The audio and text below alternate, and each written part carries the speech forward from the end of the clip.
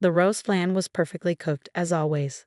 Aunt Margaret had outdone herself with the Sunday dinner, but I could barely taste it. Uncle James was in fine form tonight, holding court at the head of the table as he'd done for 20 years since Dad died. The problem with your generation, he pointed his fork at me, is that you think success comes from these ridiculous startup schemes. Real success, like your father's, comes from dedication. 30 years at the same firm. Senior partner. That's achievement. I cut my lamb into smaller pieces, staying silent. Across the table, my cousin Brendan smirked into his wine glass. Yo, like your father, Uncle James declared, his voice rising with conviction. Just accept it, Natasha. You're 32 years old, bouncing from one failed venture to another. It's time to grow up and get a real job. James, Aunt Margaret murmured, perhaps we cold. No, Margaret, someone needs to tell her the truth. Her father would be ashamed to see her wasting her potential on these pipe dreams. He turned back to me. What is it now? Still playing with that app nonsense? It's a platform, I said quietly, for connecting small farmers with urban markets. Brendan laughed. She thinks she's going to save the world with vegetables. At least I'm trying to build something, I shot back. Build? Uncle James scoffed. You're playing pretend entrepreneur while living in a studio apartment. Your father had a corner office by your age. He had respect. Gravitas. What do you have? An iPhone and delusions of grandeur. I set down my fork carefully. Dad also had ulcers by my age, and a cocaine habit by 40. The table went silent. Aunt Margaret's hand flew to her mouth. How dare you? Uncle James's face purpled. Your father was a great man. Who worked himself to death at 55, I interrupted. Yes, he was successful by your definition. He was also miserable. He told me so the week before he died. Said his only regret was not being brave enough to pursue his own dreams.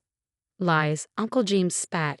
You're rewriting history to justify your failures.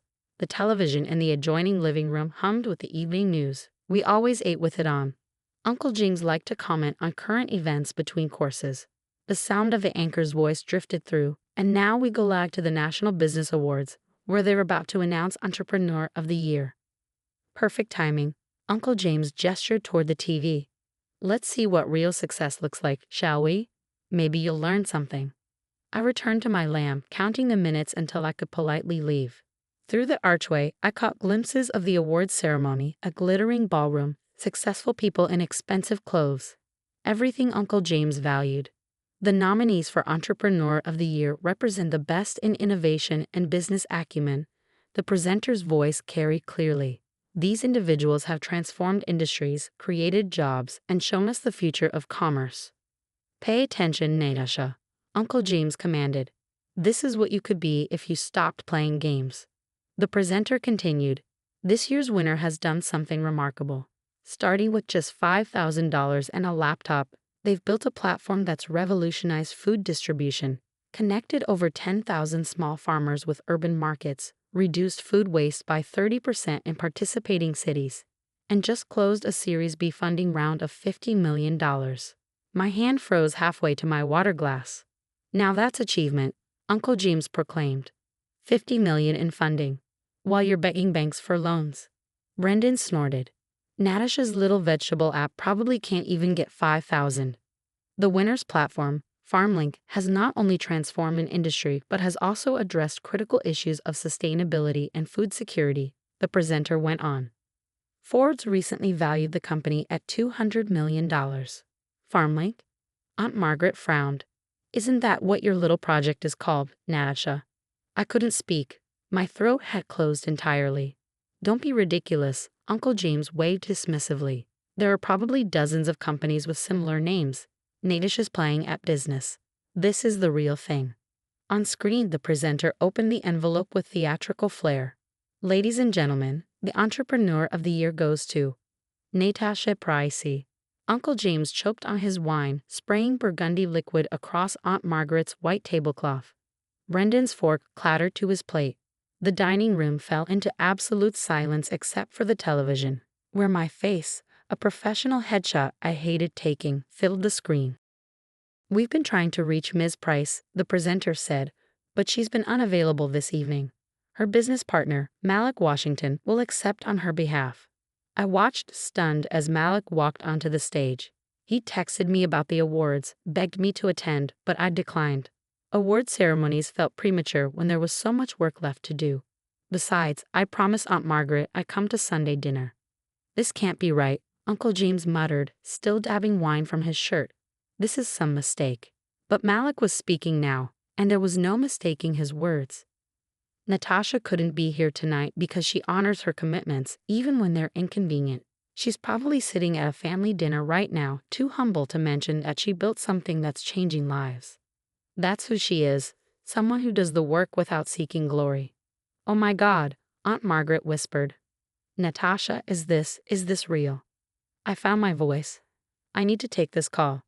I held up my phone, which had been vibrating nonstop since the announcement. Excuse me. I stepped onto the back porch, answering Malik's fifth call. You promised you wouldn't make a fuss if we won. Tash. His voice was ebullient. You won. Where the hell are you? Family dinner. Like I told you. You chose your uncle's roast lamb over the biggest award in entrepreneurship. I chose keeping my word over an ego boost. You know I hate these things. The press wants statements. Investors are calling. The mayor wants to meet you.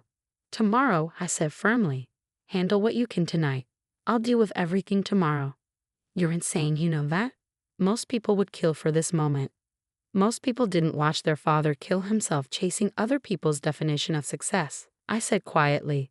The work matters, Malik, not the awards.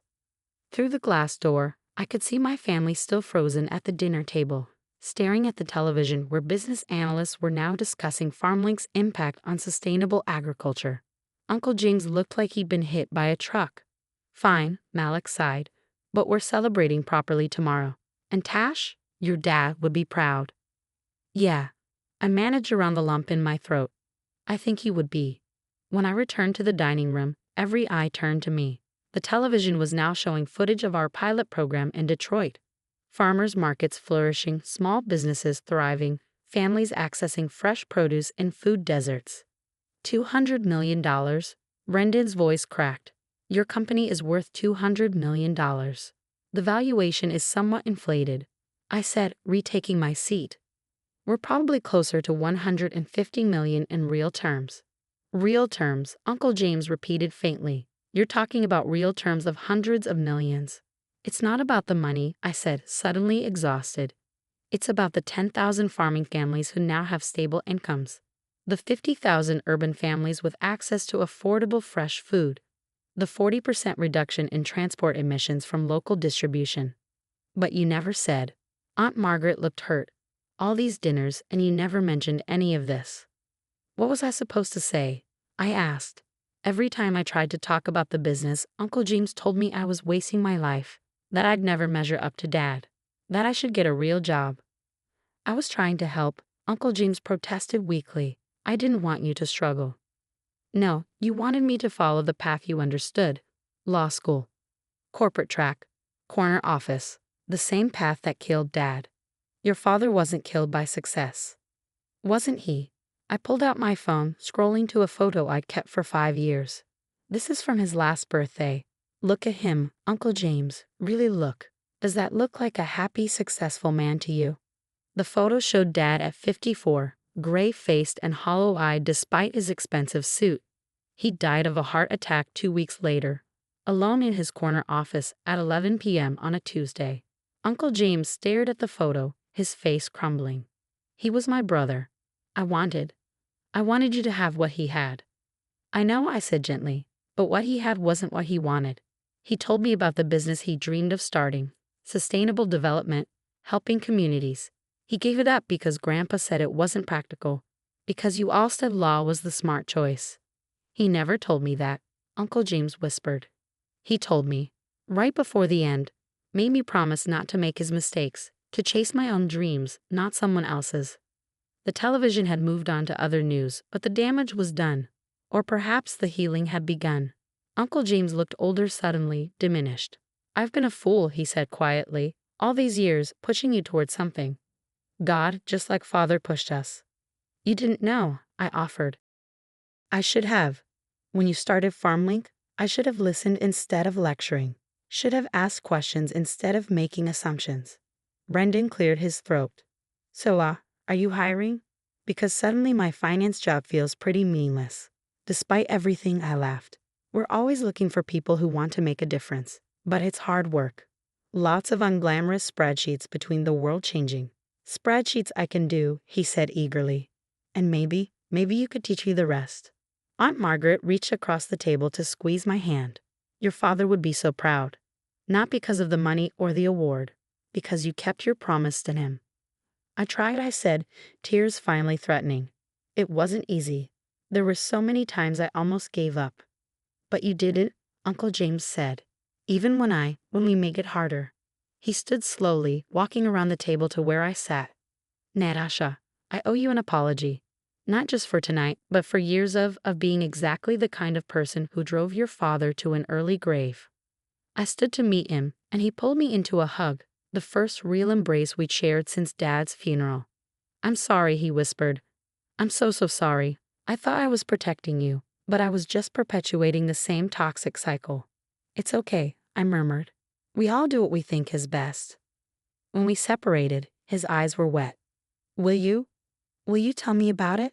Really tell me. About the farmers and the platform and how you built this. Of course, I said. But first, can we finish dinner? Aunt Margaret's lamb really is perfect, and I haven't eaten all day. The tension broke. Margaret bustled to reheat plates while Brendan peppered me with questions about sustainable agriculture. Uncle James sat quietly, occasionally interjecting with genuine curiosity rather than judgment. As we ate, my phone continued buzzing with congratulations, interview requests, and partnership offers. I silenced it. Tomorrow would be soon enough to deal with the consequences of success. There's something else, I said as Margaret served dessert. The award comes with a speaking tour. They want me to inspire other entrepreneurs. I've been thinking, Uncle James, would you consider coming to some of them? He blinked in surprise. Me? Why? Because your story is part of mine. The pressure to conform, to follow traditional paths. It's something every entrepreneur faces. Having someone who's lived that perspective, who's seen both sides, it could help people. You want me to talk about how wrong I was. I want you to talk about how we all learned. How success isn't one size fits all. How the corner office and the startup garage are both valid if they align with who you are. He considered this. Your father would have liked that. Both paths honored. So you'll think about it. I'll do more than think about it, he said firmly. Yes, if you'll have me, yes. The evening ended differently than any family dinner before it. Instead of escaping at the earliest opportunity, I stayed until midnight, sharing stories of the business's early days, the failures that preceded success, the farmers who'd become friends, the communities transformed by simple connections. Uncle James listened with the attention he'd once reserved for stock reports, asking thoughtful questions, offering insights from his own business experience, but as suggestions, not commands. You know what the real irony is, he said as I prepared to leave. I spent so many years trying to mold you into your father's image, I missed the fact that you'd already become what he wanted to be. We all find our own way, I said. Sometimes it just takes longer for others to see it. He walked me to my car, my beaten-up Honda that I'd refused to replace despite Malik's insistence that CEOs should drive better vehicles. Natasha, he called as I opened the door. That award, you earned it. Not because you're your father's daughter, but because you're yourself. I'm sorry it took me so long to see that. Thank you, I said, meaning it. That means more than the award, honestly. Don't tell the awards committee that, he said with a small smile. But I understand what you mean. As I drove home through quiet streets, I thought about success and family, about the weights we carry and the promises we keep. The award sat somewhere in Malik's apartment, a piece of crystal that would look nice on a shelf. But the real prize was the conversation at that dinner table. The bridge rebuilt between Uncle James and me, the possibility of healing old wounds. My phone had logged 127 missed calls by the time I reached my studio apartment. Tomorrow, I'd return them all, step into the spotlight, play the successful entrepreneur for the media. But tonight, I climbed into bed thinking not of valuations or awards, but of my father's face in that photo and how different it might have been if he had the courage to chase his dreams. I kept my promise, Dad, I whispered to the darkness, And maybe, just maybe, I helped Uncle James keep his too. The entrepreneur of the year closed her eyes and slept peacefully, dreaming not of board meetings or press conferences, but of farmers' markets at dawn and the simple satisfaction of building something that mattered.